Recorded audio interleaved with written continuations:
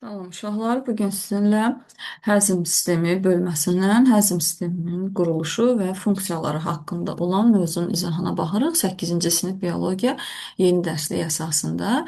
Demək, burada bizə şəkillər göstərilmişdir. Burada həzm sisteminin ümumi şəkli verilibdir, orqanların şəkli verilmişdir, insana aid bir şəkildir. Buradan baxanda görürük ki, deməli, bax bu hissədən aşağı qida borusudur. Buradan aşağı hissə aiddir qarın boşluğuna və bu hissəyə qədər qarın boşluğu və yerdə qalan hissə isə çanaq boşluğuna aid olan orqanlar verilmişdir. Burada qaraciyər göstərilmişdir, mədə-altı vəzi göstərilib ki, 12 barmaq bağırsağa açılır. Eyni zamanda qaraciyərdən gələn öd axarı da baxın 12 barmaq bağırsağa açılır.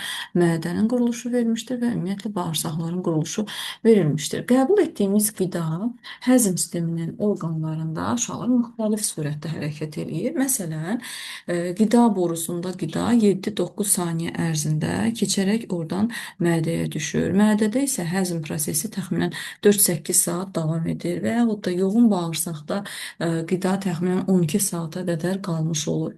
Burada biz heyvanların həzm sisteminin quruluşu haqqında baxacağıq. Təbii ki, həzm sisteminin quruluşu canlıların yaşayış mühitindən, qidalanma üsulundan, onların quruluş səviyyəsindən asılı olaraq da dəyişir və mütləq canlı qida qəbul etməlidir. Təbii ki, bu heterotrof canlılara aiddir və heyvanlar adətən heterotrof canlılardır və onlara lazım olan enerji hazır üzvü maddələrdən əldə olunur və qidanın tərkibində olan üzvü maddələr deməli hüceyrələrdə parçalanır və bədən üçün lazım olan maddələrə çevrilir ki, nəticədə də həmçinin enerji alınır. Və əksər heyvanlarda həzm sistemi iki hissəyə bölünür: həzm kanalına və həzm vəzlərinə. İlk olaraq baxırıq onurğasızların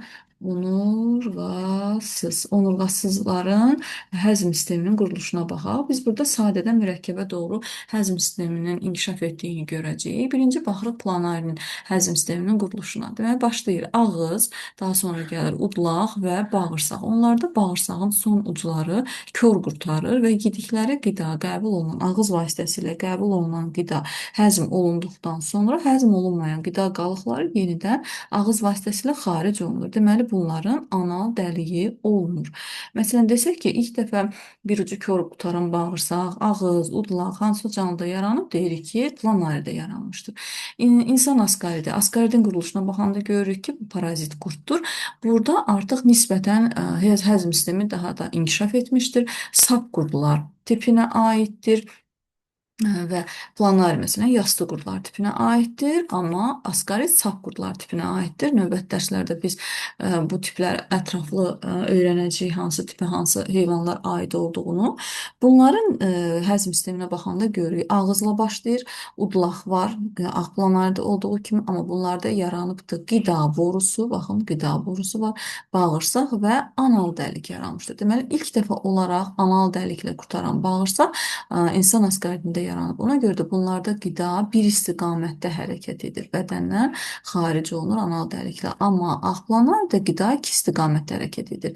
Daxil olur və yenidən qayıdır. Ona görə də deyirik ki, iki istiqamətdə hərəkət gedir. Soxulcan həlqəvi qurdlar tipinə aiddir. Onların həzm sisteminə baxdıqda görürük ki, yenə ağız, udlaq və bunlarda ilk dəfə yaranır çinədan. Demək, udlaqdan sonra gəlir çinədan. Daha sonra qida borusu təbii ki, bunlarda da var. Çinədan və mədə. İlk dəfə bunlarda yaranmışdır mədə və daha sonra bağırsaq və bağırsağın sonucu da yenidə anal dəliklə xaric olunur. Göl ilbizində artıq biz nə görəcəyik? İri həzm vəzisi görəcəyik ki, qaraciyər görmüş olur. Demək, bunlar da ağızla başlayır. Ağızda xitin dişçikli dil var, hansı ki, o yediyi qidaları belə deyək, qaşovlamağa kömək edir ki, onun sayəsində qidanı didir, qəbul edir. Sonra gəlir udlaq, qida borusu, mədə, mədədən sonra bağırsaq və anal dəliklə xaric olunur və bunlarda ilk dəfə olaraq deməli qaraciyər ilk dəfə bunlarda yaranmışdır. Məsələn, ilk dəfə bağırsaqlar, ağız, udlaq yarandı ağ planarda, ilk dəfə qida borusu, anal dəlik oldu askarid sap qurdlarda, ilk dəfə çinədan, mədə, soxulcanda yarandı, ilk dəfə qaraciyər mollyuskalarda, yəni göl ilbizində yaranmış oldu. Bu uşaqlar onurğasızların həzm sisteminə deməli izahı oldu. Keçək indi onurğalılardan danışaq. Təbii ki, insan da onurğalılar yarım tipinə aiddir. Onların həzm sistemi dedik ki, ümumiyyətlə həzm sistemi dedik, iki hissəyə bölünür. Həzm kanalına və həzm vəzlərinə. Həzm kanalına aid olan hissələr hansılar aiddir? Ağız boşluğu, daha sonra gəlin elə bax buradan baxaq. Nə aid olacaq? Deməli, bura aiddir. Ağız boşluğu, bax, ağız boşluğu, daha sonra gəlir udlaq, sonra gəlir qida borusu, ondan sonra keçirik mədə, mədədən sonra bağırsaqlar, burada biz görürük nazik bağırsaqdır, sonra yoğun bağırsaqdır və anal dəliklə xaric olundu. Eyni zamanda ikinci dedik nə aiddir? Bura həzm vəzləri var, iri həzm vəzləri, bir də var kiçik xırda həzm vəzləri. İri həzm vəzlərinə aid edirik ağız suyu vəzlərini, məsələn, burada göstərilibdir. Ağız suyu vəzləridir. Daha sonra mədə altı vəzidir. Bax, bu mədənin alt tərəfində görülür, yerləşir. Mədə altı vəzi və iri vəzlərə aid olan qaraciyər iri həzm vəzlərinə aiddir. Həmçinin həzm kanalının divarları boyu xırda-xırda çoxlu sayda deməli xırda vəzlər də vardır. Və həzm kanalının quruluşuna baxsaq, əgər kəsik olaraq götürüb baxsaq, görərik ki, xaricdən üstündən bu deməli bir sıx birləşdirici toxuma ilə örtülmüşdür, birləşdirici toxuma. Ondan sonra onun orta hissəsində əzələ var. Bu olur sayə əzələ. Deməli bizim iradəmizə tabe deyil və onun daxili hissəsi nazik bir qat var ki, bu da epiteli toxumasıdır. Adətən həzm sistemində bu vəzili, selikli qışadan vəzili epiteli və yaxud da biz buna selikli qışa deyirik. Demək ki, həzm kanalının divarları 3 hissədən ibarətdir. Xarici hissə oldu birləşdirici toxuma, daxili hissəsi sayə əzələ, orta qatı isə oldu selikli. Daxili selikli qat həzm vəzləri ilə zəngindir. Burada çoxlu xırda həzm vəzləri olur. Orta sayə əzələlər deməli yığılıb açılmağa xidmət edir. Hansı ki, bu qida borusu nazik və yoğun bağırsaq boyunca həmin o əzələlərin peristaltikası və yaxud da yığılıb boşalması sayəsində qida önə doğru hərəkət etmiş olur. Xarici birləşdirici qat isə qoruyucu funksiyanı yerinə yetirir. Ümumiyyətlə, həzm sistemi 3 dənə funksiyanı yerinə yetirir. Sekretor, yəni həzm vəzlərini ifraz etmək, hərəki, həmin o divarların yığılıb açılması və sorulma, yediyimiz, qəbul olunan qidaların qana və limfaya sorulması prosesi bura aiddir. Onurğalı heyvanların həzm sisteminin quruluşu ümumiyyətlə fərqlidir. Məsələn, burada biz müxtəlif deməli Hə, biz burada deməli müxtəlif onurğalı heyvanların məməlilərin həzm sisteminin quruluşuna baxsaq görərik ki, məsələn bir kameralı herbivorlar, yəni ot yeyənlərdən deyək ki, dovşanı misal çəksək, onun sadə quruluşlu mədəsi var, nazik bağırsağı var, amma yoğun, iri, kör bağırsağa malikdir. Və yaxud da ki, çox kameralı ürəyi olan herbivor olan, yəni ot yeyən heyvan olan, məsələn, maralın həzm sistemində 4 kameralı baxın, iri və mədəyə malikdir. Uzun, nazik bağırsağı var və təbii ki, uzun, yoğun bağırsağa malikdir. Bu nə ilə əlaqədardır? Ümumiyyətlə, deməli, bitki ilə qidalanan heyvanların bağırsaqları uzun olmalıdır ki, onlarda bağırsaqda həzm prosesi normal getsin. Çünki heyvanların bağırsaqlarında həmin o bitkiləri parçalayan xüsusi fermentlər olmur və onları parçalamağa xidmət edən biricikləri heyvanlar və yaxud da ki, bakteriyalar olur və həmin qidalar da uzun müddət bu bağırsaqda qalmalıdır ki, tam parçalama prosesi getsin. Amma herbivorlardan deməli fərqli olaraq biz karnivorlara baxsaq görərik ki, onların nazik və yoğun bağırsaqları çox qısadır və kiçik kör bağırsağa malikdirlər. Və yaxud karnivor, yəni ət yeyən və yaxud da hər şey yeyən omnivorlara baxsaq görərik ki, bunların yenə də yəni hər şey yeyən olmasına baxmayaraq qısa bağırsaqlara malikdirlər və ümumiyyətlə bunlara baxanda görürük ki, kör bağırsağı yoxdur. İndi isə gəlin, deməli burada gövşəyən məməli heyvan olan, məsələn, inəyin həzm sisteminin quruluşuna baxaq. Biz burada baxanda nə görürük? Birinci ilk olaraq qida yaşıl baxın hissə ilə gedirik. Qida ağızdan qida borusuna keçir, baxın yaşıl rənglə gedirik. Qida borusundan gəlir mədə birinci hissəsinə, birinci hissə adlanacaq işkəmbə, gəlir işkəmbəyə. Oradan, baxın, yaşılla hələ gedirəm, gəlir, bax, bu hissəyə. Bura adlanır tor, bu oldu ikinci hissə. Mədənin ikinci şöbəsi. Yəni, bitki, belə deyək də, inək otla qidalanır, uzun müddət ot yeyir. Yəni, otluyur da, belə deyək. Və həmin o qidalar işkəmbəyə, oradan da torda yığılır. Sonra həmin bu qaramal dincələndə, o yaşayan heyvan dincələndə, yatanda mı dincələndə və bu zaman nə baş verir? Torda olan, baxın, bu yaşıldan sonra qırmızıya keçirik. Torda olan qida yenidən qırmızı ilə gəlirik. Baxın, ağıza qayıdır. Ağızda bir də çiynənilir, ona görə buna gövşəyən deyirik. Bir də çiynənir. Çiynədikdən sonra indi göylə gedirik. Yenidən ötürülür. Amma bu dəfə işkəmbəyə getmir. Bu dəfə gedir üçüncü şöbəyə, yəni qat-qata üçüncü şöbə. Baxın, elə qat-qatdır, görürsünüz, adı da oradan götürülmüşdür. Göylə gedirik. Ondan sonra keçir, bax, bu qara rəngdə olan hissə qursağa. Bu da oldu dördüncü kamera. Və buradan da görürük ki, gövşəyən heyvanların mədəsi 4 kamera oldu. İşkəmbə, tor, ağza gəldi, təzədən uduldu, qat-qat oradan da qursağa, qursaqdan sonra isə yenidən ötürüldü bağırsağa və sorulma prosesi tam getdi. Oradan da anal dəlikli xaric olunmuş oldu. Burada bizə belə bir deməli şəkil verilibdir. Ağız boşluğunun quruluşu verilmişdir. Nə təsvir olunub deyir? A-da ağız boşluğu bütövlükdə təsvir olunmuşdur. B hissədə isə sadəcə üst və alt çənə və orada yerləşən dişlər təsvir olunmuşdur. Və bizə deyir ki, bu hissələrin adlarını qeyd edək. Gəlin baxaq, yazaq. Deməli, bir olacaq dodaqlar. Baxın, bu aşağı hissədə dodaqlardır, bu yuxarı hissə dodaq. Deməli, bura oldu dodaq. Daha sonra 2 olacaq damaq və yaxud da diş əti deyə bilərik, damaq deyə bilərik. Damaq yox, gəlin elə diş əti deyək. Diş əti. Daha sonra 3-ə baxırıq, 3 və 7. 3 üst çənədir, 7 alt çənədir. Deməli, bu üst çənə, 7 oldu alt çənə. Sonra nə gəlir? 3-dən sonra 4. Sərt damaqdır, bax bu hissə. Sərt damaq. Sonra 5 olacaq yumşaq damaq, hansı ki qidanı udmaqda kömək olur. Yumşaq damaq və 6 da dildir. Təbii bunların hər birinin öz funksiyası var. Dodaqlar qidanı ağızdan tökülməməsi üçündür. Daha sonra diş əti təbii ki, dişin yerləşdiyi hissə və yaxud da belə deyək ki, dişi qoruyan hissədir. Üst çənə, alt çənə dişlərin yerləşdiyi yuvalardır. Sərt damaq, yumşaq damaq, bunlar qidalanmada rol oynayır, udqunmaqda rol oynayır. Dil qidanın mexaniki tərkibini, mexaniki yəni quruluşunu belə də hiss edir. Bərk yumşaq olmağını, dadını hiss edir.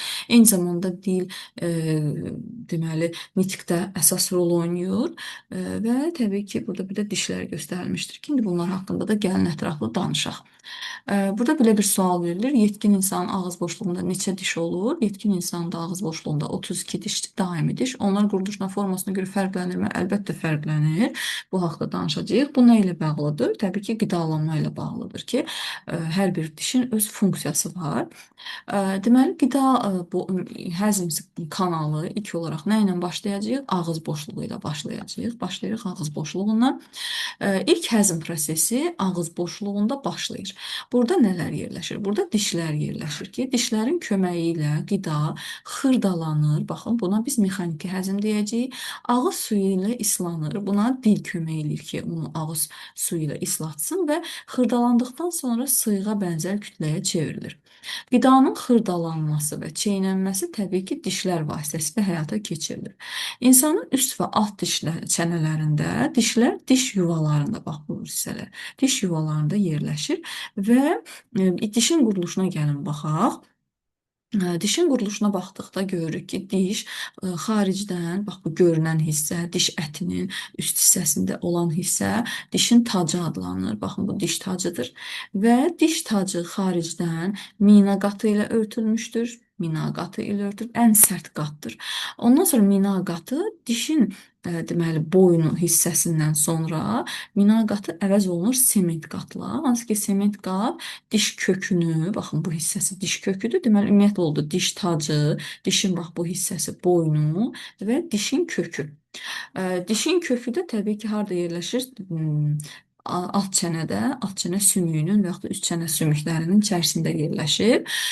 Sement qatı diş kökünü çənə sümüyünə birləşdirən hissəsidir və diş boynu diş əti ilə əhatə olunmuşdur. Bax bu hissə diş əti ilə əhatə olunduğunu göstərir və mina qatından sonra gəlir deməli dentin qatı, bu yumşaq hissəsidir.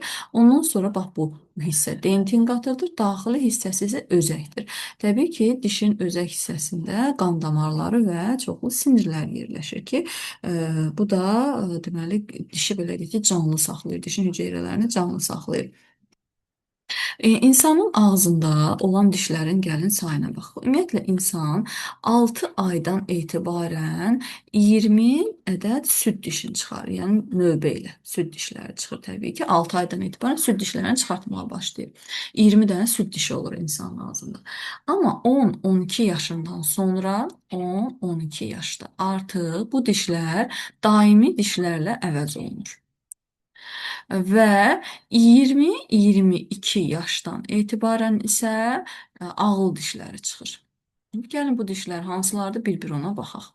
Deyək ki, insan ilk olaraq süd dişlərini çıxartmağa başlayır. Bu deməli süd dişlərinə nə aid olacaq? Bu alt çənə sümüyünün misalında gəlin baxaq, sonra üst çənəyə də baxaq. Deməli ilk olaraq biz deyəcəyik burada kəsici dişlər var. Baxın 1, 2, 3, 4. Deməli, insanın alt çənəsində 4 dənə kəsici diş var. Alt çənədə 4 kəsici diş. Daha sonra sağda və solda 2 dənə köpək dişləri var. 2 dənə köpək dişi burada birini göstərir, bir tərəfi göstərib. Əslində bax belə göstərilib burada. Amma biz hər ikisinə deyəndə artıq 2-2 deyəcəyik. 2 dənə köpək dişi var.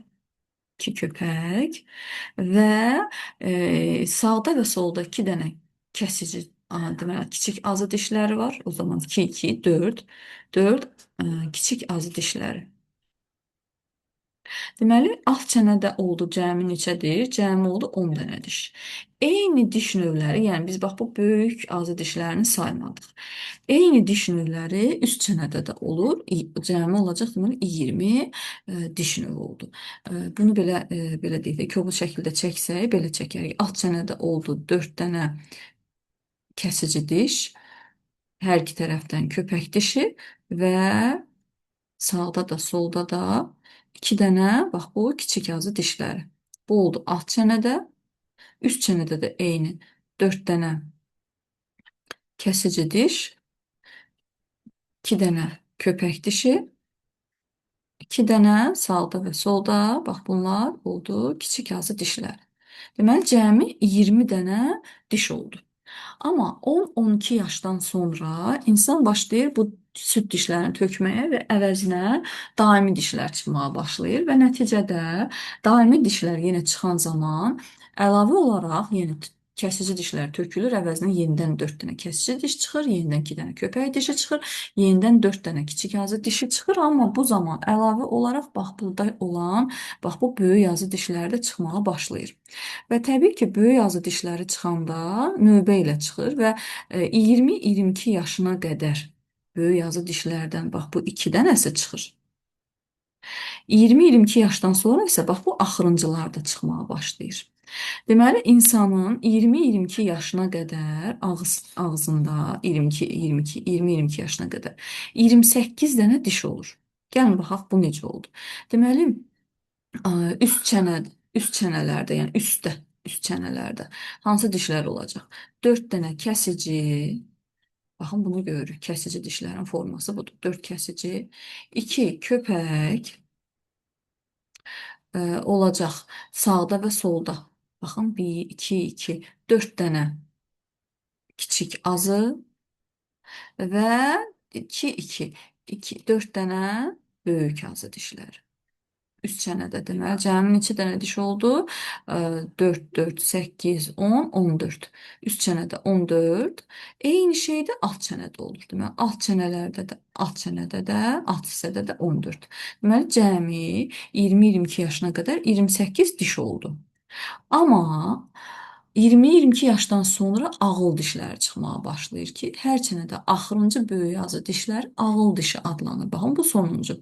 O zaman sonradan ağıl dişləri çıxdığına görə hər iki tərəfdən sağda da, solda da 2-2 olur, deməli cəmi olur 6, 6. Onda mən buranı 6 eləsəm, 6 dənə böyük yazı dişi olur. Yuxarıda da, aşağıda da 6 dənə böyük yazı dişi olur. Deməli cəmi yuxarıda da 16, aşağıda da 16. 20-22 yaşdan sonra ağıl dişləri çıxdığına görə insanın ağzında 32 diş olur.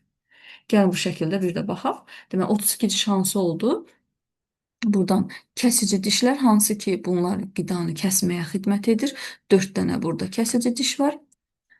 Daha sonra buradan başlayırıq. 4 dənə də burada kəsici diş var.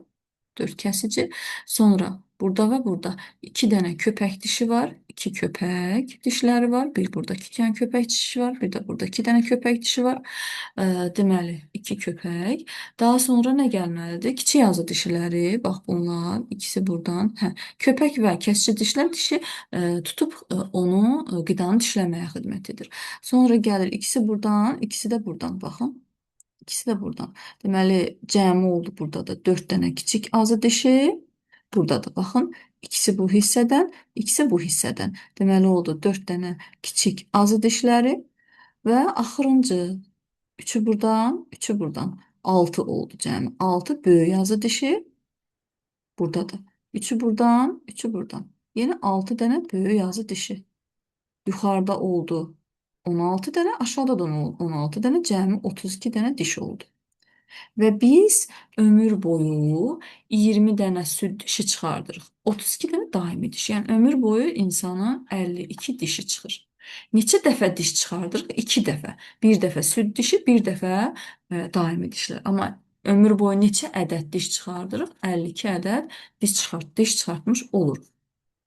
Və qidanın, deməli, təbii ki, ağızda qidanın dadını hiss etmək üçün islanmasında, qarışdırılmasında, bax, bu əzələli dil əsas rol oynayır və əzələli dil eninə zolaqlı əzələdən təşkil olunmuşdur. Ona görə də bizim iradəmizə təbii ki, tabidir. Bir də burada dişlərin köklərinə fikir versəz, görərsiniz ki, böyük yazı dişlərin kökü daha çox şaxəlidir, amma kiçik yazı dişlərin bir dənə kökü olur. Demək, buradan sonra ağızdan sonra qida düşür udlağa, oradan sonra keçir qida borusuna. Bax, bu qida borusu ilə hərəkət edir. 6-8 saniyə. Bayaq dedik ki, qida borusu ilə qida belə deyək də 7, 9, 6-8 saniyə hərəkət etmiş olur və oradan sonra qida keçir mədəyə. Qida borusu olan isə mədənin girişidir. Mədədən sonra gəlir ötürüləcək nazik bağırsaq. Bu isə də mədənin çıxış hissəsi olacaq.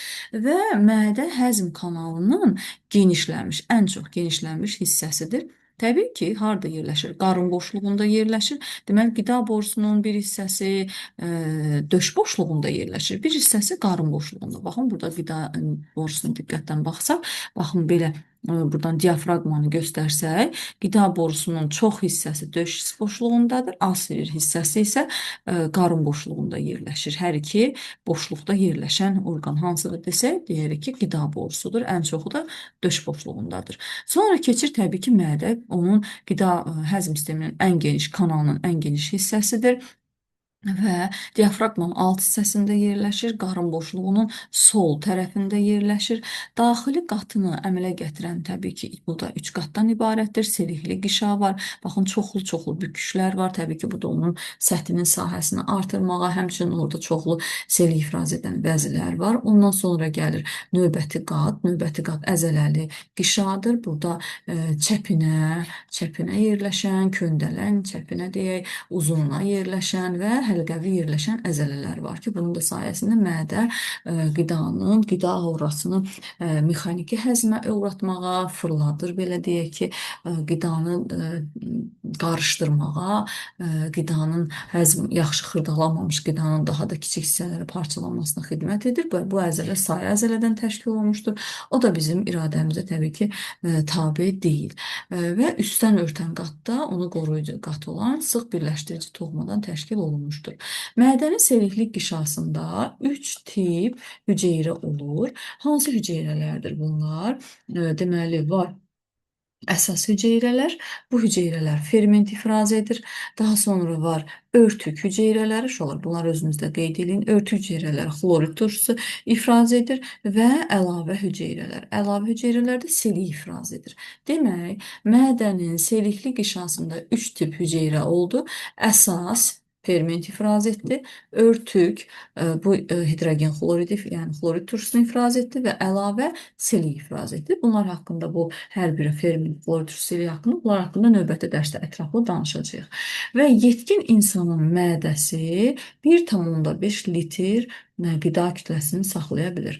Mədə sözü uşaqlar qaster sözündən götürülüb Yunan dilindən. Qaster, mədə Yunanca qaster sözündən götürülmüşdür.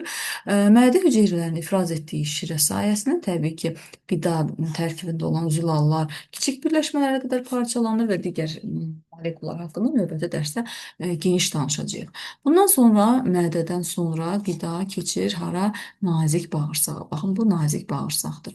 Nazik bağırsaq kanalının deməli belə deyək ki, özü bir neçə hissədən ibarətdir.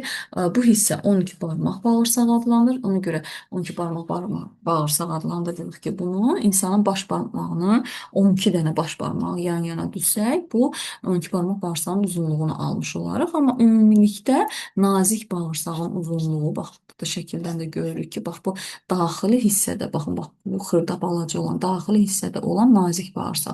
Onun uzunluğu 5-6 metrdir və o 3 şöbədən ibarət oldu. İlk bax bu girəcək hissə olan 12 barmaq bağırsaqdan, ondan sonra gəlir acı bağırsaq və qalça bağırsaq.